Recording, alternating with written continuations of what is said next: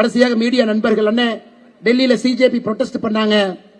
அண்ணாமலை அண்ணா நீங்க வந்து ஒரு மைக் எடுத்து 2 காரசாரமா பேசி இருக்கணும் அப்படி. ஐயா இன்னைக்கு நீட் என்பது 2021, 2024, 2026 3 வருடம் நீட் பேப்பர் லீக் ஆச்சு. 2021 லோக்கலைஸா லீக் ஆச்சு, 24 கொஞ்சம் பெருசா லீக் ஆச்சு. உச்சநீதிமன்றம் நேரடியாக அந்த வழக்கு எடுத்து நடத்தினாங்க, ராதாகிருஷ்ணன் கமிட்டி போட்டாங்க. ஆனா 2026 பொறுத்தவரை பெரிய அளவில் நடந்துச்சு. அதனால தான் நாம் சொன்னோம், மத்திய அரசுக்கு சொன்னோம், ஐயா பேசுங்க பேசுங்க, உட்கார வச்சு பேசுங்க. 80 லட்சம் பேர் இன்னைக்கு டெலிவரி பாயா இருக்கிறாங்க. 80 லட்சம் பேர் இந்தியாவில். யோசிச்சு பாருங்க, 80 லட்சம் பேர், 8 மில்லியன். 8 மில்லியன் என்பது ஐரோப்பிய நாடுகள்ல சில நாட்டினுடைய மக்கள் தொகையினுடைய சைஸுங்க. இந்தியாவில் 80 லட்சம் பேர் டெலிவரி பாய். ஸ்விக்கியாக இருக்கட்டும், ஜொமேட்டோவா இருக்கட்டும், பிளிங்கிட்டா இருக்கட்டும், கஷ்டப்பட்டு வேலை செய்யறாங்க. எத்தனை நண்பர்களுக்கு தெரியும்? அந்த 80 லட்சம் பேர்த்துல 33 லட்சம் பேர் ஒரு டிகிரி படிச்சிருக்கிறாங்க. ஒரு டிகிரி படிச்சிருக்கிறாங்க. 80 லட்சம் பேர்த்துல 33% ஒரு டிகிரி படிச்சிருக்காங்க. இன்னைக்கு வெயில்ல, இந்த பொல்யூஷன்ல நாம் ஆர்டர் பண்ற சிக்கன் பிரியாணிக்கும், மட்டன் பிரியாணிக்கும், பன்னீருக்கும், தோசைக்கும் ஏதோ ஒரு இடத்துல போய் வாங்கி இத்தனை ஆக்சிடென்ட் நடந்து அதை வந்து நம்ம வீட்டுல கொடுக்கறாங்க. ஐயா இதே மாதிரி இருக்க முடியுமா? நித்தி ஆயோக் சொல்லுது 2030 முடியும் பொழுது 2.5 கோடி பேர் இந்தியாவில் டெலிவரி பாயா இருப்பாங்க. 2.5 கோடி பேர். 2.5 கோடி பேர். யோசிச்சு பாருங்க ஐயா, நாடு தாங்குமா? 2.5 கோடி உறுப்பினர்கள் என்ன வேலை செய்து கொண்டிருக்க வேண்டும்? அவங்களை என்ன வேலை நாம செய்ய வைக்கிறோம்? இன்னைக்கே நீங்க அமெரிக்காவில் பல இடத்துக்கு போங்க, ரோட்ல டிராபிக்ல வண்டி நிக்கிற மாதிரி ரோபோ நின்றுட்டு இருக்கு.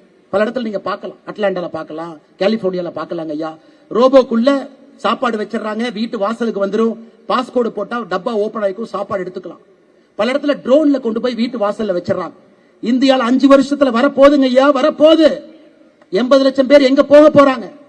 2030 2.5 கோடி பேர் எங்க போக போறாங்க? நம்ம அரசியல் அவர்களுக்கான அரசியல். அவர்களுக்கு வேலை வாய்ப்பு உருவாக்கணும்.